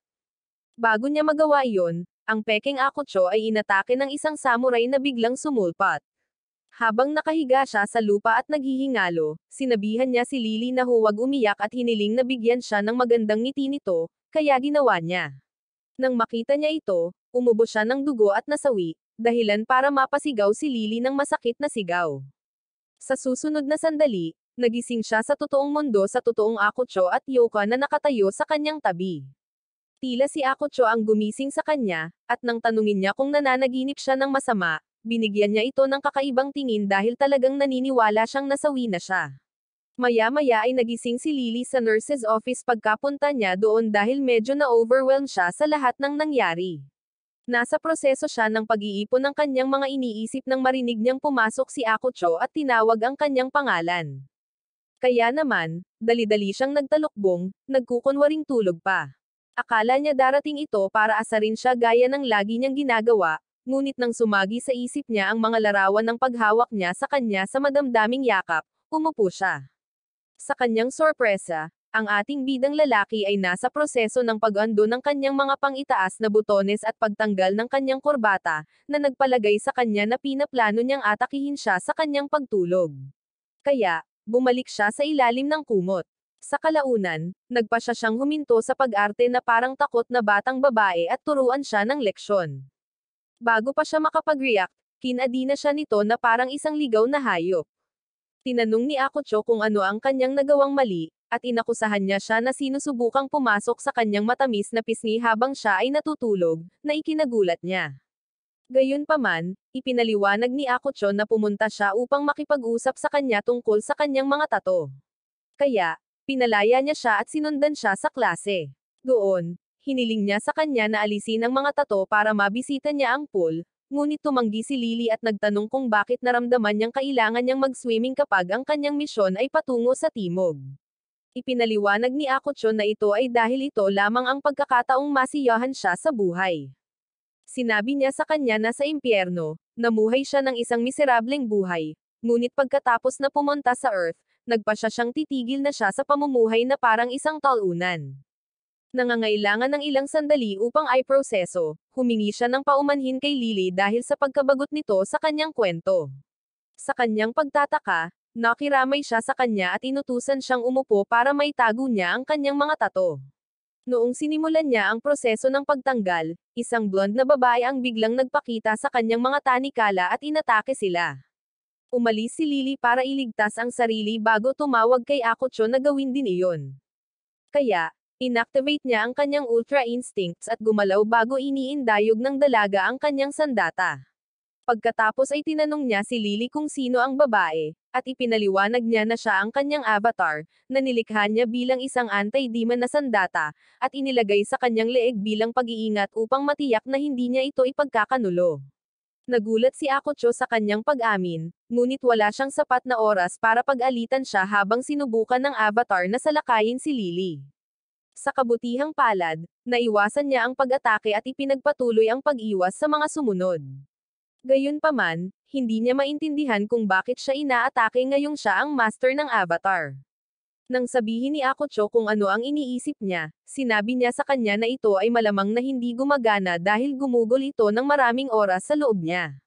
Nang sumunod na sandali, binuksan ng kanilang guro ang pinto at nagsimulang magreklamo tungkol sa kanila na nasa paaralan pa rin at ginagawang palengke ang klase. Hindi nagtagal ay natahimik ang lalaki nang makita ang may hawak na armas na avatar, na napalingon sa kanya at sinubukang putulin ang ulo nito kaagad. Pinababa ni Akocho ang lalaki sa sahig, pinayagan si Lily na itali ang avatar gamit ang kanyang mga tanikala.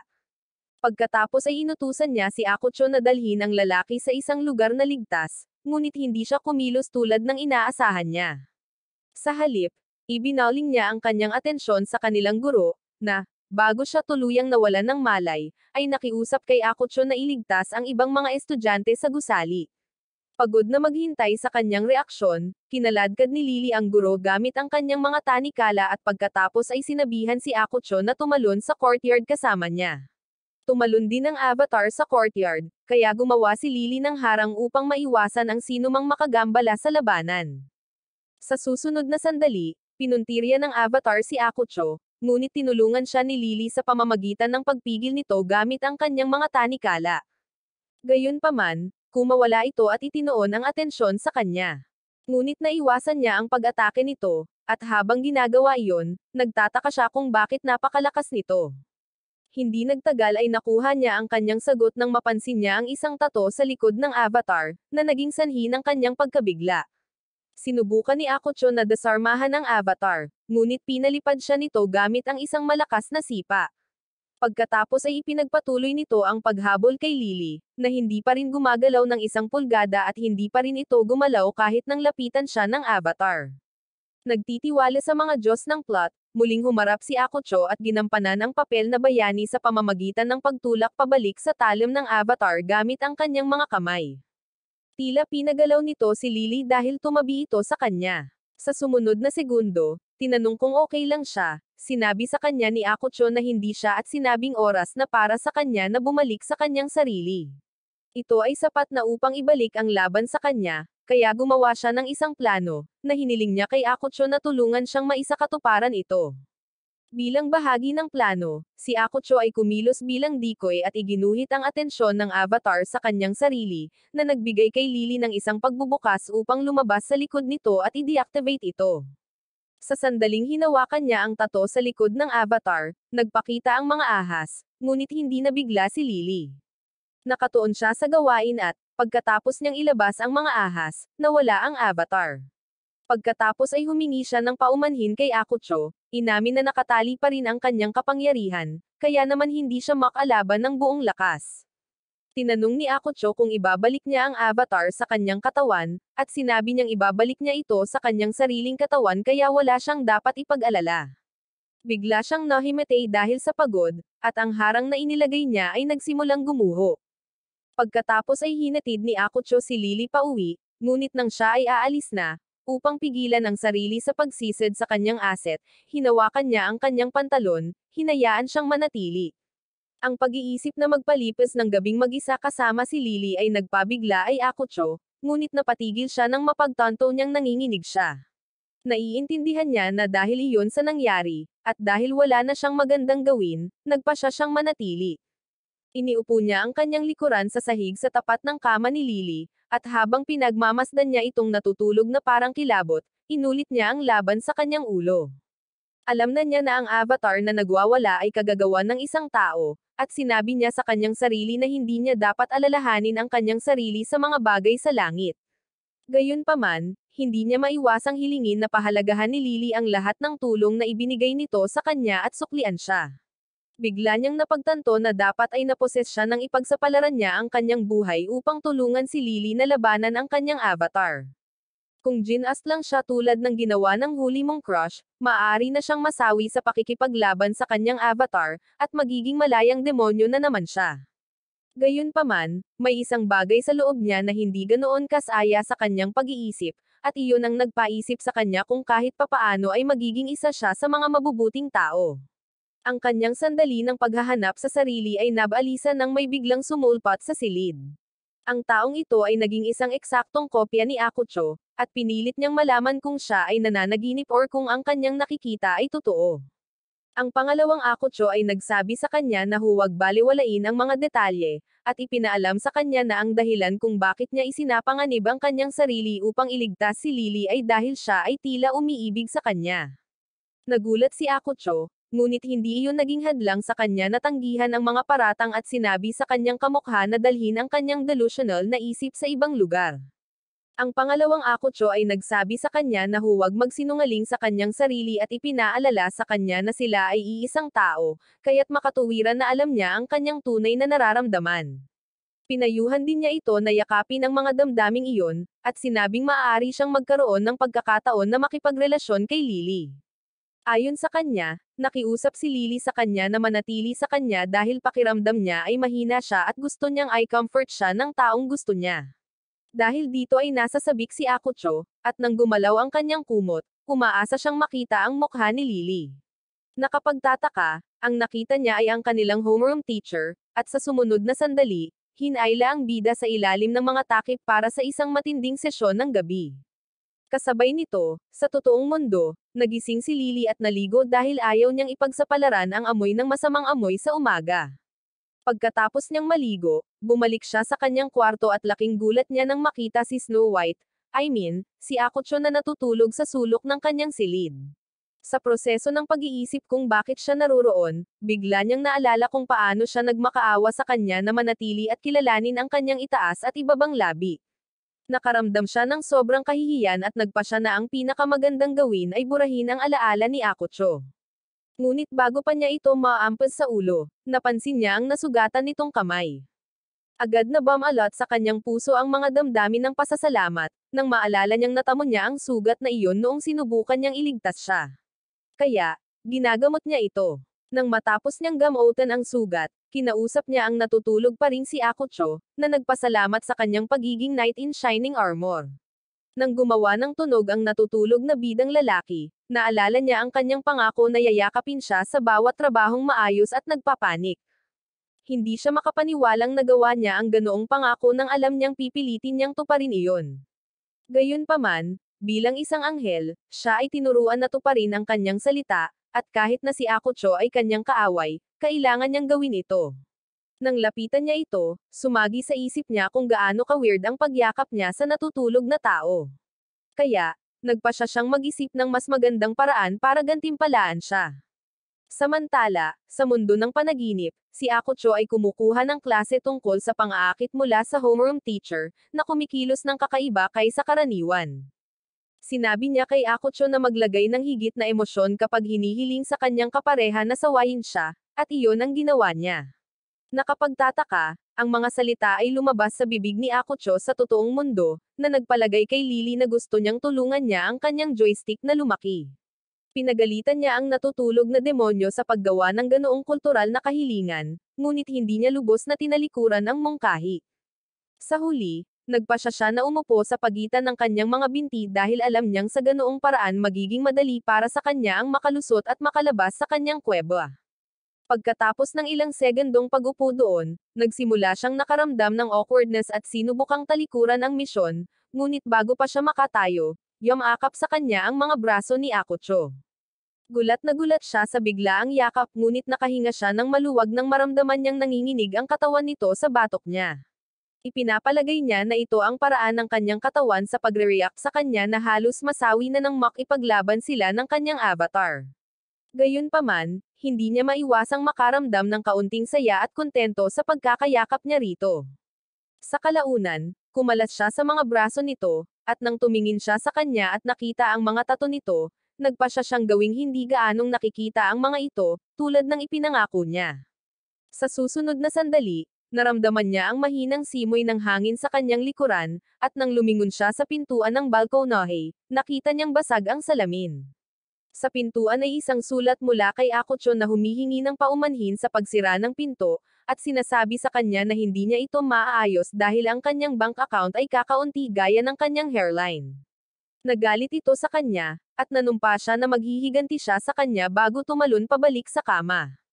Nang sumunod na araw, nagising si Akucho nang malaman niyang binalot siya ni Lily na parang shawarma para hindi siya makatulog sa paglalakad papunta sa kanyang mahiwagang kama. Pagkatapos niyang magpakawala ay bumangon na siya at lumabas ng kwarto para magluto ng almusal, naiwan si Lily para ituloy ang pagtulog. Ilang sandali pa, nagising siya sa isang tunog ng beep, at lumabas siya ng kanyang silid. Nagulat siya nang makitang naghanda si Akucho ng kanyang almusal. Tinanong niya kung balak niyang lasunin siya, at ipinaliwanag niya na gusto niyang pasalamatan siya sa pagbibihis sa kanyang sugat. Pagkatapos ng almusal, sabay na umalis ang dalawa sa kanyang apartment, ngunit sa halip na pumunta sa direksyon ng paaralan, nagsimulang maglakad si Akucho pauwi. Nang tanungin ni Lily kung bakit, sinabi nito sa kanya na aabsent siya sa unang klase, dahil gusto niyang maligo bago siya umalis. Sinabi niya sa kanya na naayos niya ang kanyang problema sa tato, na nagpasaya sa kanya. Nang hawakan niya ang kamay nito upang ipahayag ang kanyang pasasalamat, dumaan sina Yuka at Hiruta, at nabigla ang huli nang makita silang magkasama. Kinabukasan, tinawag ni Lily si Akucho sa rooftop. Nang dumating siya, maluhaluhang ibinunyag niya na alam na ngayon ng lahat na sila ay nagpalipas ng gabing magkasama. Ipinaliwanag niya na sinundan niya sina Yuka at Hiruta pagkatapos nilang makita silang palabas ng kanyang gusali at magkahawak kamay. Gayunpaman, hindi niya nahanap ang mga ito. Sa kasamaang palad, pagdating niya sa paaralan, naramdaman niya na malapit nang mabaliw ang mga bagay-bagay. Sinubukan niyang huwag pansinin ang kanilang mga kaklase, na nakatingin sa kanya na para siyang isang masarap na piraso ng pares overload, ngunit sa sandaling siya ay umupo, sila ay dumagsa sa kanya na parang mga tupa. Kaagad, nagsimula silang magtanong sa kanya ng higit pa kaysa sa ilang paparazzi. Sinabi ni Lily na labis siyang na-trauma kaya tumakas siya sa rooftop para lumayo sa lahat ng kanilang mga tanong. Tinanong ni Akucho kung paano kumalat ang tsismis, at sinabi niya sa kanya na ito ay salamat sa chismoso na si Hiruta. Laking gulat niya nang makita ang isa sa kanyang mga pangarap na lumabas sa kanyang apartment kasama ang kanyang kaibigan, na naging isang walang isip na zombie at hindi man lang alam na nabanggit na niya ang mga bagay-bagay. Sa pagkainis, sinabi ni Lily kay Akucho na kailangan nilang gumawa ng isang bagay upang matigil ang mga tsismis, ngunit tila wala siyang pakialam dahil naniniwala siyang hindi ito ganoon kalaki. Gayunpaman, nagbago ang isip niya nang mapagtanto niya na ang tsismis na ito ay makakaapekto sa kanyang misyon, dahil ang mga babae ay hindi gustong makipag-usap sa kanya, at hindi siya makakahanap ng pinuno para sa impyerno. Sa sobrang takot niya sa nangyaring ito, nang iabot niya ang kanyang kamay kay Lily para selyuhan ang kanilang pagsasama, sobra itong nanginginig. Nang maglaon, nang bumalik si Lily sa klase, pinalibutan muli ng kanilang mga kaklase ang kanyang mesa, at ginawa niya ang lahat upang paikutan ang kwentong napagkasunduan nila ni Akucho. Ayaw maniwala sa kanya ng mga estudyante, at patuloy na nagtatanong si Yoka, kahit na nanumpa si Lily na walang anumang bagay sa pagitan nila ni Akucho. Maya-maya lang ay nagping ang phone niya kaya nagdahilan siya na kumuha ng inumin kaya naghinala si Yoka. Napatunayang tama siya nang nagkataon na sumulpat si Akucho sa pinto pagkabukas ni Lily. Natuwa ang mga estudyante, umaasang si Lily at Akucho ay nakikipag-ugnayan tulad ng mga magkasintahan na pinaniniwalaan nila, ngunit hindi iyon nangyari. Sa halip, nagkaroon sila ng casual na pag-uusap na may mga ngiti na masasabi ng sino mang may mga kumikinang na mata ay kasing peke ng mga silicone thingy ng ilang babae. Matapos tumakbo si Lily upang kumuha ng kanyang inumin, ang mga mag-aaral ay nakahanda na ay sabsob ang kanilang mga ngipin kay Akucho at itanong kung bakit sa tingin niya ay matalino na gumawa ng kalokohan sa kanila.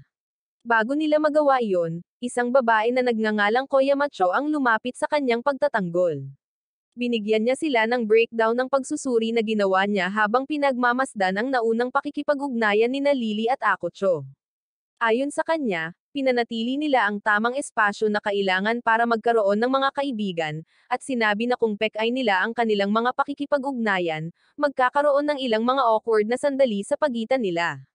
Ang kanyang pangalawang teorya ay na si Akucho ay nawala sa gusali ng apartment ni Lily at kahit papaano ay nababalot ng misteryo. Napansin ni Koyamacho na ibinahagi ni Lily ang parehong kwento at nagpahayag ng kanyang hindi paniniwala. Sa sandaling iyon, sinimulan ni Akucho na iwagayway ang kanyang jacket, at sa gulat ng lahat, ang mga piraso ng marmol ay nahulog mula dito.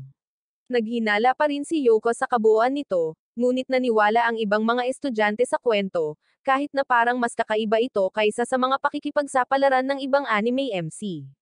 Sa tanghalian, sina Akucho, Lily, Yoka, Hiruta, at Tenegawa ay kumakain ng magkasabay na magkadikit ang kanilang mga mesa. Pinag-usapan nila ang mga pangyayaring naganap kanina, ngunit nakaalerto ang sarili ni Lily. Ito ay dahil sigurado siyang may binabalak si Yoka, at hindi siya nagkamali. Humingi ng paumanhin si Yoka dahil hindi siya naniwala sa kanilang kwento at pinakain siya ng cherry tomato para makabawi. Sinubukan din niyang pakainin ang isa sa walang alam na Akucho matapos tumanggi kay Lily na ikinagalit ni Lily, at natuwa naman si Yoko sa naging reaksyon ni Lily dahil naniniwala siyang nagseselos ito. Napag-alaman na siya ang gumawa ng planong ito kasama si Koyamacho upang pilitin ang kanyang mga kaibigan na aminin na sila ay nasa isang relasyon. Galit na galit si Lily ngunit nagpanggap na parang hindi, na ikinagulat ni Yoka dahil naalala nito ang mismong Clown Prince. Nang makaupo na ang lahat, muling pinagmasdan ni Yoko sina Lily at Akucho at nanumpa na may nangyayari sa pagitan nila. Nagpasya siyang subukan ang kanyang teorya, at hiniling kay Akucho na lumabas kasama niya sa katapusan ng linggo upang makita kung gaano magseselos si Lily.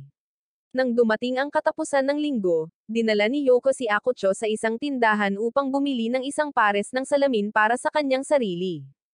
Habang ipinakita niya sa kanya ang napili niya, hindi nila namalayan na pinagmamasdan sila ng isang galit na Lily, Tenegawa, at Hiruta. Nang umalis ang dalawa sa tindahan, kinumbinsi ni Lily sina Tenegawa at Hiruta na samahan siya sa kanyang misyon sa pag-stalk. Sa buong maghapon, sinundan nila sina Yoka at Akucho kahit saan sila magpunta. Nang makarating sila sa parke, pinayuhan ni Tenegawa si Lily na maging totoo sa kanyang sarili tungkol sa kanyang nararamdaman. Pagkatapos ay sinabi niyang mayroon siyang pupuntahan at iniwan siyang mag-isa kasama si Hiruta, na nagmamadaling pumunta sa banyo. Di nagtagal, Nag-iisa, umupo si Lily sa isang bangko at sinubukang kumbansihin ang sarili na nagkamali si Tenegawa tungkol sa kanyang nararamdaman para kay Akucho. Bigla niyang narinig na papalapit sina Yoka at Akucho, kaya mabilis siyang tumalon sa bush at nahulog sa pond na hindi niya alam na nandoon. Dahil wala siyang pagpipilian, nanatili siya sa pond at nakinig sa usapan ni Yoka at Akucho mula nang umupo sila sa bench na binakante niya. Tinanong ni Yoka si Akucho kung ano ang nakita niyang kaakit-akit tungkol kay Lily, dahil pinilit siya nito para magtapat sa kanyang nararamdaman. Saglit na pinag-isipan ni Akucho ang kanyang sagot at pagkatapos ay sinabi sa kanya na gusto niya ang pagtitiwala ni Lily, ang kanyang kakayahang pangasiwaan ang mga sitwasyon, at ang kanyang kabaitan. Ang pag-amin niya ay nag-overheat sa utak ni Lily, ngunit tinukso lang siya ni Yoka tungkol sa pagiging isang certified lover boy. Pagkatapos ay tinanong niya si Akucho kung nais niyang makipag-date kay Lily, at inamin niya na gusto niya ito ngunit iginiit na ito ay isang bagay na hindi kailanman maaaring mangyari.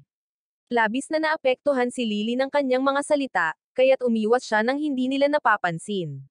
Sa susunod na sandali, dumating si Hiruta na may dalang dalawang inumin, at nang makita siya ni Yoka at Akucho, tinanong ni Yoka kung para saan ang pangalawang inumin. Sumagot si Hiruta na para kay Lily iyon at ipinaliwanag niya na nakasama niya sila ni Tenegawa. Ito ang nagudyok kay Yoka na simulan siyang pahirapan dahil nagseselos siya na kasama niya si Lily at hindi siya. Pagkatapos, nagpaalam siya kay Akucho at kinaladkad si Hiruta palayo gamit ang isang tali. Nang gabing iyon, maagang natulog si Lily dahil nilalamig siya, ngunit habang natutulog siya, lumabas sa kanya ang kanyang avatar.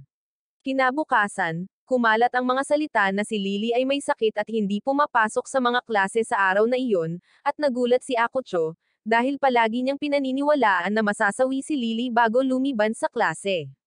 Sa sandaling iyon, nagpakita ang kanyang avatar at umupo sa upuan ni Lily, na ikinagulat ni Akucho.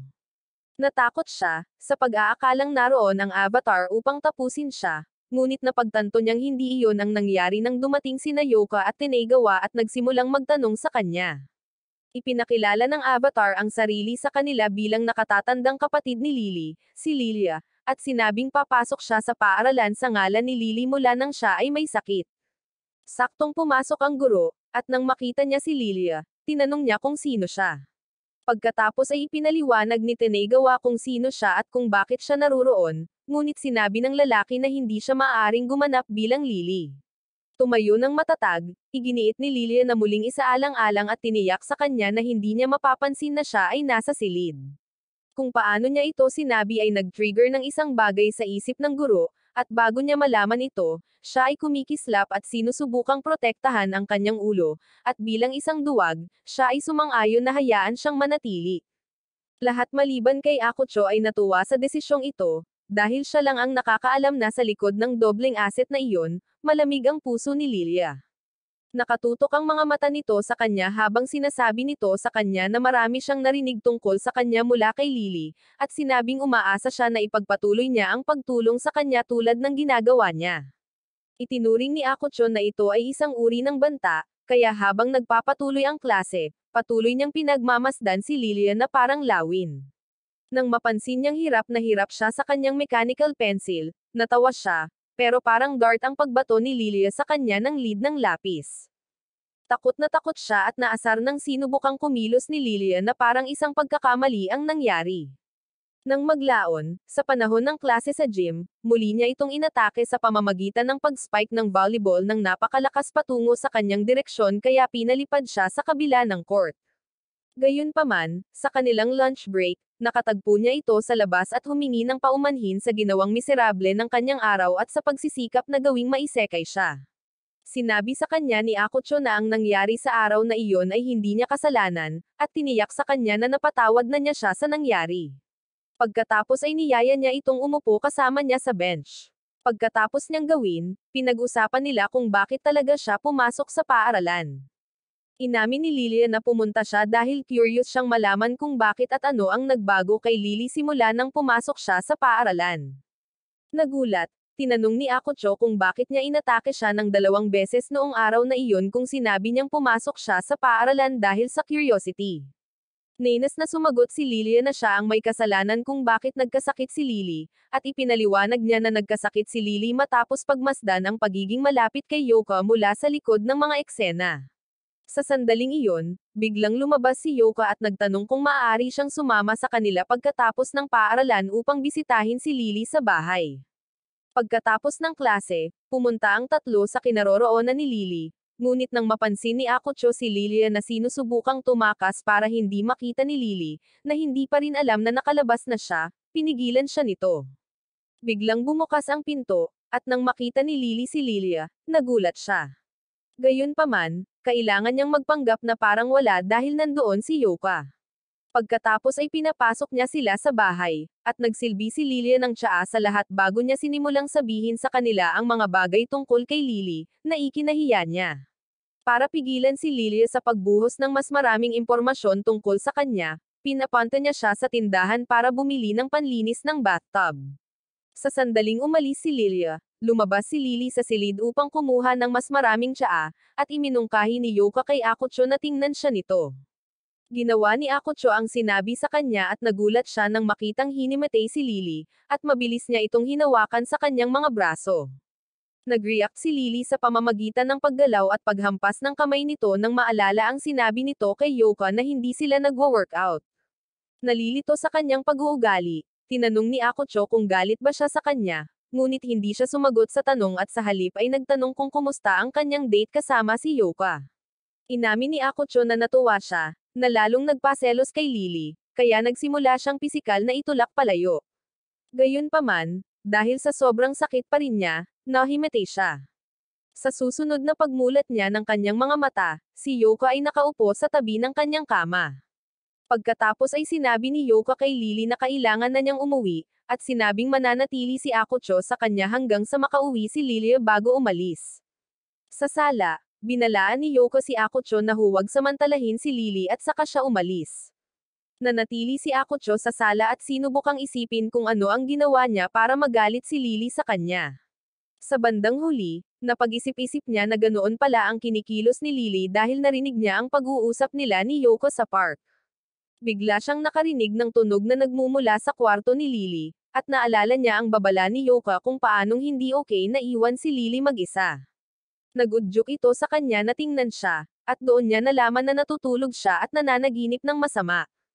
Pinag-isipan niyang gisingin siya, ngunit bago siya makapagdesisyon, hinawakan niya ang manggas nito, idinilat ang kanyang mga mata, at tinanong kung bakit siya nasa kwarto niya. Ipinaliwanag niya na pumunta siya para tingnan siya, at nang mapansin niyang nakahawak siya sa manggas nito na parang isang nobyo, binitawan niya ito. Hindi nagtagal ay nagsimulang uminit ang kanyang mukha dahil sa kahihiyan, ngunit hindi ito naintindihan ni Akutsu at ipinagpalagay na ito ay dahil bumalik ang kanyang lagnat. Sinigawan siya ni Lily na itigil ang paghawak sa kanya gamit ang maruruming kamay nito, na ikinatutuwa niyang bumalik ito sa pagiging nakakainis na babae. Pagkatapos ay sinabi niya sa kanya na uupo siya sa sala hanggang sa bumalik si Lilia, ngunit nakatayo pa rin doon at ipinaalam sa kanya na si Lilia ay humingi ng tawad sa kanya para sa nangyari sa nakaraan. Nagulat si Lily at saka napalitan ng bragang mode nang banggitin niya na si Lilia ay katulad niya sa maraming paraan. Natawa si Akutsu at sinabing kung lahat ng anghel ay katulad niya, hindi magkakaroon ng digmaan sa pagitan ng mga anghel at mga demonyo. Pagtalikod niya, tinawag siya nito at tinanong kung maaari niyang hawakan ang kamay niya hanggang sa makatulog siyang muli. Nagulat si Akutsu sa kanyang kahilingan, ngunit pumayag siya. Gayunpaman, nang magkahawak sila ng kamay, pumasok si Lilia, dahilan upang maghiwalay sila. Nagtataka, tinanong ni Lilia si Lily kung ano ang kanilang ginagawa at ipinaliwanag na mayroon siyang mainit at malabong pakiramdam sa kanyang katawan. Dahil alam niyang bunga ng kanyang nararamdaman ang nararamdaman nito, napahiya si Lily kaya napasigaw siya. Makalipas ang ilang araw, bumuti na ang pakiramdam ni Lily at nagpas siyang sumama sa pangangaso ng demonyo kasama si Akutsu. Gayunpaman, nakasalubong nila ang blonde-haired na lalaki sa kanilang daan. Mga araw bago, noong araw na talunin ni Lily si Lilia, isang blonde-haired na babae ang nagpahayag ng kanyang pagtataka sa kanyang kasama na natalo ni Lily ang mga ahas. Naghinala siya na isang anghel na kasing hina ni Lily ang nakamit ang gawaing iyon, kaya inutusan niya ang blonde-haired na lalaki na kasama niya na alamin kung bakit. Sa kasalukuyan, nagulat si Akutsu nang marinig niyang tinawag ni Lily na kuya ang gwapong blonde na lalaki. Nagpanik din siya nang tanungin ng lalaki kung sino siya dahil sa tingin niya ay mabubunyag ang kanyang identity. Sa kabutihang palad, nagsalita si Lily at ipinakilala siya bilang kanyang kaklase mula sa kanyang bagong paaralan. Naniwala ang kapatid niya sa sinabi niya at saka nagpakilala kay Akutsu bilang Zui. Pagkatapos nilang magkamayan, sinabihan ni Zui si Akutsu na kukunin niya si Lily dahil may mga bagay silang pag-uusapan bilang magkapatid. Sinabi ni Akutsu na wala siyang pakialam, at pagkatapos magpaalam kay Lily, pumunta siya sa isang lugar para mag-isip-isip. Nagpapasalamat na si Zui ay hindi naghinala na siya ay isang demonyo. Gayunpaman, hindi niya maiwasang mag-alala kay Lily dahil naramdaman niyang hindi ito komportable sa presensya ng kapatid. Pinilit niyang kumbansihin ang sarili na mali siya at nagkunwari lang si Lily dahil ayaw nitong matuklasan nitong may brother complex siya. Ngunit sinabi sa kanya ng kanyang loob na hindi iyon totoo, at dahil kilala niya si Lily, alam niyang may tila kakaiba sa kanyang kinikilos. Sa ibang lugar, si Lily at Zui ay nasa isang parke, kung saan naglagay si Zui ng mga harang upang walang makagambala sa kanila. Habang si Zui ay nakatayong matangkad at mayabang, si Lily ay nakadapa, nakayuko sa harap niya na parang Diyos or kung ano paman. Sa mapagpalang tono, sinabi ni Zui kay Lily na hindi niya inaasahan na magkakaroon siya ng kaibigan at tiniyak ni Lily sa kanya na si Akutsu ay isang walang alam na tulala. Tinanong niya si Zui kung bakit siya bumisita, at bilang tugon, tinusok niya ang lupa sa harap niya. Sinabi niya sa kanya na hindi ito ang lugar para magsalita maliban kung kakausapin at sinabing maswerte siya dahil hindi tinaga ng espada ang kanyang mukha. Sa takot sa maaaring mangyari, humingi ng paumanhin si Lily sa pagsasalita, at inalis ni Zui ang kanyang espada. Pagkatapos ay ipinaalam niya sa kanya na naroon siya sa ngalan ng kanilang kapatid, dahil gusto niyang malaman kung paano natalo ng isang kaawa-awang mahinang tulad niya ang isang avatar na nabless niya. Nagsinungaling si Lily na ipinatawag niya ang avatar dahil sa curiosity, ngunit nang salakayin siya nito, nilabanan niya ito hanggang sa maalis niya ang biyaya nito. Para paniwalaan ang kanyang kwento, ipinakita niya sa kanya ang hiwa niya sa kanang braso, na naging dahilan upang hindi maghinala si Zui. Gayunpaman, tinanong niya kung bakit nag-e-exercise lang siya ng mga demonyong uri ng hayop sa halip na sundan ang mga humanoid. Hindi alam ni Lily kung ano ang isasagot dito, kaya tinanong niya ito kung dahil ba tinatamad lang siya or dahil may binabalak siya laban sa kanila. Nanumpa si Lily na hinding-hindi siya magpapaplano laban sa kanyang mga uri, kaya tumayo si Zui para umalis ngunit tumigil sa huling segundo. Sinabi niya kay Lily na ang basbas na inilagay ng kanilang kapatid sa avatar ay isa ring bitag na maa-activate lamang kung may demonyong malapit. Nagulat si Lily sa revelasyon na ito, at sa isang kisap mata, itinulak siya ni Zui sa lupa at hinawakan ang kanyang espada. Sinabi niyang nakipag-alyansa si Lily sa kalaban kaya hindi na niya ito mapagkakatiwalaan. Sa loob ni Lily, sinubukan ni Lily na kumawala at tumulong sa kanyang kapatid, ngunit hindi niya magawa dahil ginapos siya ni Lily sa mga tanikala. Sa labas, sinabi ni Zui kay Lily na mawawalan siya ng buhay kapag tumanggi siyang ibunyag ang pagkakakilanlan ng demonyo na nag-activate ng bitag ng kanilang kapatid. Takot na tumangala si Lily sa kapatid ngunit tumanggi itong sabihin dito ang gusto nito. Habang nananalangin siya na may magligtas sa kanya, hindi niya alam, nasa malapit na rooftop si Akutsu. Nasaksihan niya ang lahat ng ginawa sa kanya ni Zui, at naalala niya kung gaano kalupit ang mga anghel. Nakikisimpatya siya kay Lily ngunit kinausap niya ang sarili na hindi na siya sumugod, at sinusubukang iligtas ito dahil wala itong kinalaman sa kanya. Gayunpaman, hindi niya maaaring balewalain ang katotohanan na siya ay isang taong pinapahalagahan niya, at kailangan niyang magpakalalaki para sa kanya at tulungan siya. Ito ang nagtulak sa kanya na tawagan si Liz, at nang sumagot ito, ipinaalam nito sa kanya na nakatagpo siya ng isang anghel.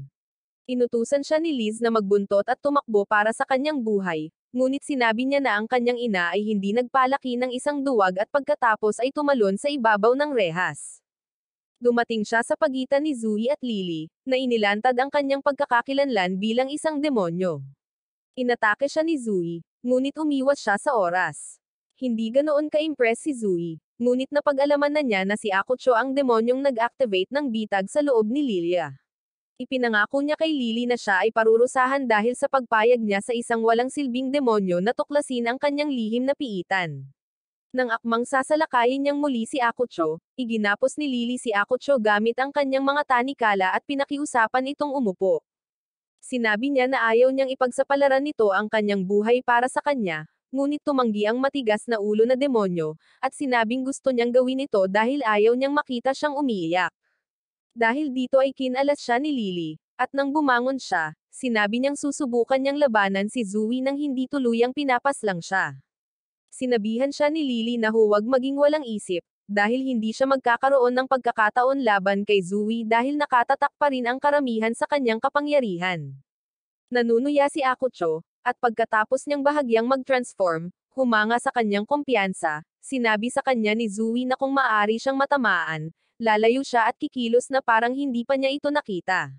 Sumagot si Akucho na hindi niya kailangan ang kanyang panuntunan, ngunit handa siyang kunin ito, at pagkatapos nito, ang dalawa ay sumugod sa isa't isa. Napakabilis at kalkulado ng mga galaw ni Zui kaya halos hindi naiwasan ni Akucho na mahiwa. Sinubukan niyang gumanti ng sipa, ngunit hinarang ito ni Zui at itinulak siya pabalik. Gayunpaman, sinubukan muli ni Akucho na umatake, ngunit ipinatawag ni Zui ang kanyang 4 na avatar at pinatahan siya nito para sa sesyon ng group workout.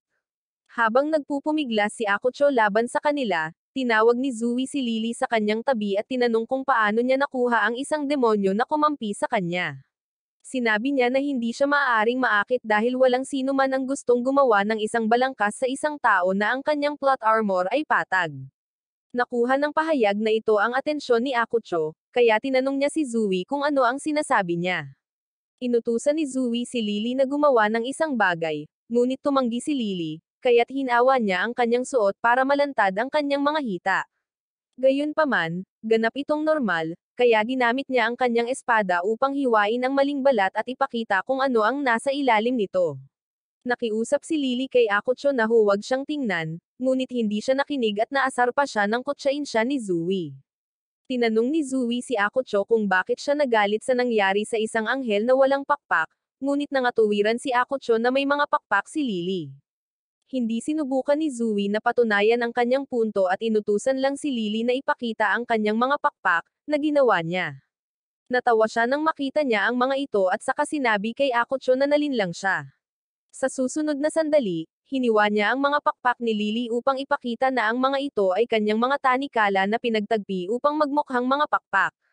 Pagkatapos ay ipinakita ni Zui kay Akucho kung ano talaga ang hitsura ng mga pakpak ng anghel at sinabing si Lily ay walang iba kundi isang peke. Habang patuloy na minamaliit si Lily, wala itong sinabi at napaupo na lang sa lupa habang umiiyak.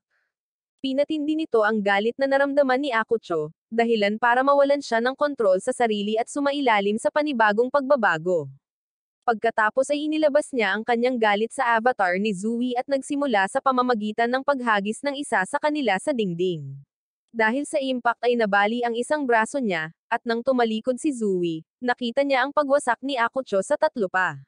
Inis na sinubukan niyang putulin si Akucho, ngunit nasalo ni Akucho ang talim at ipinakita kay Zui na huwag siyang guluhin ng isang suntok lang. Pagkatapos, umusbong siya ng ilang pakpak, na ikinagulat ng magkapatid, ngunit ang pinakanakakagulat ay nang dumaan siya sa daanan ni Lily para tumungo kay Zui. Pagkatapos ay nagsimula siyang maghagis ng suntok kay Zui, at habang ginagawa niya iyon, tumawa siya na parang isang masamang kontrabida. Nang hindi siya tumigil, sinubukan ni Lily na makialam at nasample siya. Gayunpaman, sinubukan niyang muli, sa pagkakataong ito ay ginamit ang kanyang mga tanikala at sinubukang makipag-usap sa kanya. Ngunit nalampasan na ni Akucho ang punto ng pangangatwiran. Kumawala siya at sinubukang atakihin siya, kaya tumalon si Lily para maiwasang matamaan. Habang nasa himpapawid siya, napansin niyang may isang pakpak na lang si Akucho. Dahil dito nawalan siya ng focus, at nang malapit na siyang matamaan ni Akucho, iniligtas siya ni Zui, sa kabila ng pagiging pinakamasamang kapatid sa planeta. Pinagalitan niya si Lily dahil sa pagkawala ng focus habang nakikipag-away at sinabi sa kanya na kung gusto niyang iligtas ang kanyang kaibigan, kailangan nilang alisin ang kanyang mga pakpak. Ipinaliwanag niya na ang mga pakpak ni Akucho ay nag-imbak ng halos lahat ng kanyang enerhiya, at naubos niya ang isa nang dumaan siya sa kanya kanina. Pagkatapos ay iminungkahi niya na magtulungan sila, sinabi niyang aalisin niya ang 4 na pakpak habang si Lily ang mag-aasikaso sa huli. Nang kumilos si Akucho para salakayin sila, naghiwalay ang magkapatid at ginamit ang kanilang mga tanikala para hawakan ang bawat braso niya. Nakalaya si Akucho at kumilos para salakayin si Lily, ngunit pumagitan si Zui sa pamamagitan ng pagsuntok sa kanya. Ngunit gumanti si Akucho sa pamamagitan ng paghawak sa buhok ni Zui at hinampas ang kanyang ulo sa lupa. Sa ganoong posisyon ay ibinuka ni Zui ang kanyang mga pakpak at ginamit ang mga ito upang tumagos sa sarili ni Akucho. Nang mawala ang ibang pakpak, bumalik sa normal ang kaliwang mata ni Akucho, at tinawag ni Zui si Lily para asikasuhin ang huli. Ginamit ni Lily ang kanyang mga kadena upang lumikha ng dobleng katawan at ipinadala ito pagkatapos ni Akucho kaya lahat ay nilabanan niya ito. Kinuha niya ang pagkakataon na makalapit at sirain ang huling pakpak. Nang hindi pa rin ito bumalik sa normal ay niyakap siya nito at nakiusap na bumalik sa kanya, ngunit siya ay pagod at nahimatay. Sa kabutihang palad, nabawi ni Akucho ang kanyang katinoan at nasalo siya bago siya bumagsak sa lupa. Nilapitan niya si Zui habang nakaakbay si Lily at sinabihan siyang huwag na siyang lalapit kay Lily, kung hindi, kailangan niya itong harapin. Mamaya, pagka-uwi ni Akucho kasama si Lily, natakot siya dahil hindi ito nagigising at kailangan niyang alisin ang maruruming damit. Sinubukan niyang tawagan si Lilia, umaasang darating ito at tulungan siya, ngunit hindi ito tumugon sa kanya. Iniwan siya nito sa awa ng kanyang nakakulturang mini-demonyo at mga anghel, at pinayuhan nila siya na magpatuloy at alisin ang kanyang mga damit. Mabuti na lang at naligtas siya sa paggawa nito nang mapansin niyang lumabas na si Lilia at ginagawa na ang gawain. So, umalis na siya. Nang matapos siya ay pinakiusapan niya ito na samahan siya sa bubong para makapag-usap sila nang hindi iniistorbo si Lily. Doon, sinabi nito sa kanya na hindi niya matutulungan si Lily nang minamaltrato siya ni Zui dahil ikanadina siya ni Lily sa loob ng kanyang isipan at ayaw siyang palabasin. Nagtataka, tinanong siya ni Akucho na ipaliwanag kung ano ang nangyari sa laban dahil halos hindi niya naaalala ang karamihan dito. Sumagot siya na nabaliw siya habang kinakalaban si Zui at tila nag-e-enjoy sa bawat sandali nito. Pagkatapos ay ipinaliwanag sa kanya ni Lily na sa buong buhay niya, si Lily ay minamaltrato dahil hindi siya masyadong malakas. Upang mapabuti ang kanyang sarili, palagi niyang ginagawa ang lahat ng kanyang makakaya. Gayunpaman, hindi siya nanindigan para sa sarili kahit sinasaktan siya ng kanyang mga kapatid. Ngayon, kasama si Akucho na nakikipaglaban para sa kanya, nawala sa kanya ang tanging lugar na tinawag niyang tahanan. Habang nagsasalita siya, hinarap niya ito sa lupa, at nagulat si Akucho nang makitang umiiyak siya. Pagkatapos ay nagpasalamat siya sa pagpapalaya kay Lily at pagtatanggol sa kanya nang ang tanging magagawa niya ay manood ng walang magawa. Sa loob-loob, sinabi ni Akucho sa kanyang sarili na natutuwa siyang masaya si Lilia. Gayunpaman, ipinagkanulo niya ang kanyang kauri sa pamamagitan ng pagliligtas sa isang anghel at pagpapalaya sa isa pa.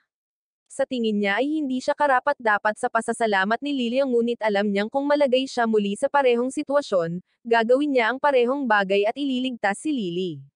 Ang pinahaba niyang katahimikan ay nagpasabi kay Lilia na karaniwang alam ng isang lalaki na tapikin ang babae kapag umiiyak ito. Sinubukan ni Akucho na iwasang gawin iyon, kaya tinanong ni Lilia kung may gusto pa siyang tapikin. Alam niyang ginugulo siya nito ngunit nagpa siya na walang masama kung bigyan siya ng maliit na tapik sa ulo. Sa sandaling ginawa niya iyon, isang flash ng kamera ang tumunog, at si Lilia ay bumaba sa kanyang katawan upang tingnan kung ang larawan ay lumabas ng maganda. Ang nalilitong Akucho ay nagtanong kung bakit siya nag-set up ng isang kamera, at sinabi niya sa kanya na ito ay dahil siya ay nangangalap ng mga materyales. Pinilit niyang alamin kung para saan ang mga materyales, kaya sinabi niya sa kanya na ipapakita niya kay Lily ang larawan kung sakaling tumigil ito sa pagtulong sa kanya. Hindi na bigla, itinuro ni Akucho na kung ipinakita niya ang larawan kay Lily, malalagay din siya sa gulo.